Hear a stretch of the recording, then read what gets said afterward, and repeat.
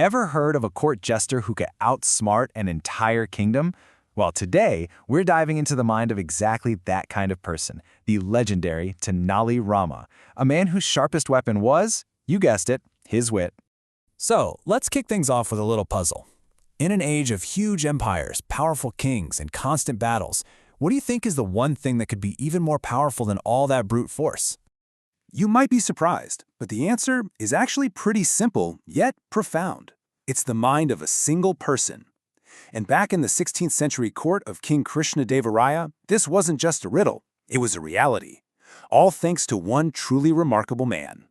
So who exactly was this Tenali Rama? Well, he was a scholar and a poet in the court of the Vijayanagara Empire. Now, this was a really vibrant time for art and culture, but let's just say it was also packed with court intrigue and constant danger. He had this amazing title, Vikata Kavi, which basically translates to Juster Poet. And the legend behind it is just fantastic. They say he even made the goddess Kali herself burst out laughing with his quick thinking. And that title? It just perfectly captures his unique brand of genius, a mix of razor-sharp intelligence and a sense of humor that could disarm anyone. All right, so how did all this genius actually play out in real life? Our first section, Wit over Strength, is all about how Tenali proved time and time again that a sharp mind could beat brute force and greed any day of the week.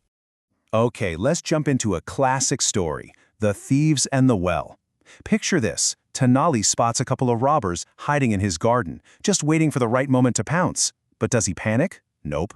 He doesn't call the guards, he just sees an opportunity. And man, does he have a plan. And his plan? Oh, it's so simple, it's brilliant.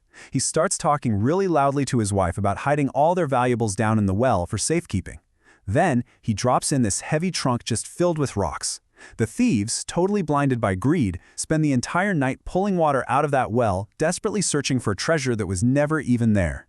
So, fast forward to the morning. Tenali walks out, and what does he see? His garden is perfectly watered, and the thieves? Totally wiped out with absolutely nothing to show for it. And his response is just this incredible line. I mean, he didn't just beat them, he made them do his chores for him. And this is where it gets really smart, right? This story lays out a timeless strategy. Figure out what drives your opponent. By tapping right into the thieves' greed, Tenali turned their own energy and desire completely against them. It's like a masterclass in psychological judo. Okay, so outsmarting a couple of thieves is one thing, but Tenali's wit, it wasn't just for the small-time crooks. In this next section, we're going to see how he acted as a mirror to a king, using his incredible intellect to challenge and even correct the most powerful man in the entire kingdom.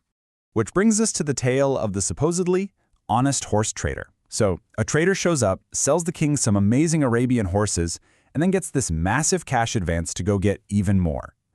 The king is over the moon, thinking he's just made a brilliant investment.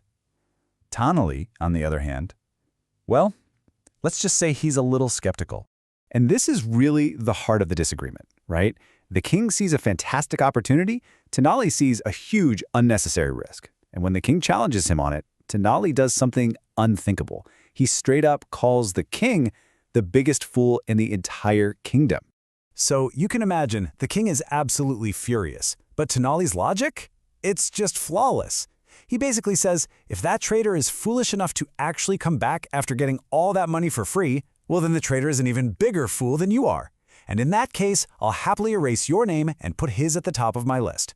The argument is completely airtight. And see, this is what made him so valuable to the court. He wasn't just being cheeky or disrespectful, he was playing a vital role. With his humor and perfect logic, he taught the king an absolutely crucial lesson about risk, trust, and the importance of questioning, well, everything. All right, now we get to what I think is Tenali's most incredible skill, his ability to reframe what seems completely impossible. In our third section, we're going to see how he tackled problems that looked like they had no solution at all, basically by just changing the rules of the game. And there's no better example of this than the story called A Yard of Smoke. It all starts with a jealous minister at court who's trying to trap Tenali, so he comes up with a challenge that is designed to be absolutely impossible.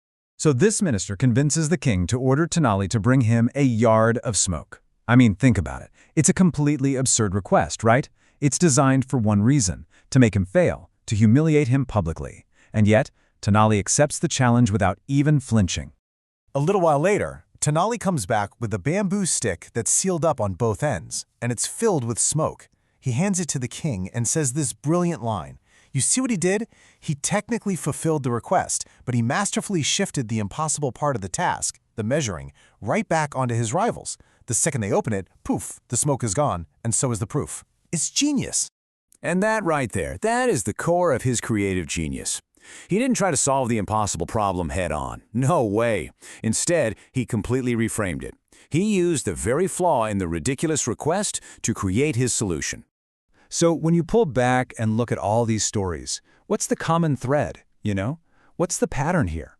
When we put it all together, a pretty clear method starts to take shape. In our final section, let's break down what we can call the Tenali Rama method. The core principles of his wisdom are all right here. First, he'd use an opponent's greed against them. We saw that with the thieves, right? He'd expose flaws in people's thinking, even the king's. He taught us to question every single assumption. He knew that a little bit of humor can disarm just about anyone. And maybe most powerfully of all, he knew how to reframe impossible problems to find a way forward.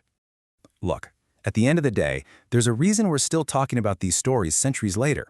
They're not just fun little fables for kids. They are, in fact, practical guides to thinking differently. They teach us how to tackle any challenge with creativity, with logic, and yeah, with a healthy dose of audacity. And that just leaves us with one final question for you to think about. Think about a challenge in your own life, something that feels totally impossible right now. What do you think would happen if you stopped trying to attack it head-on, and instead, you tried to be a little more like Tenali Rama, and just changed the rules of the game?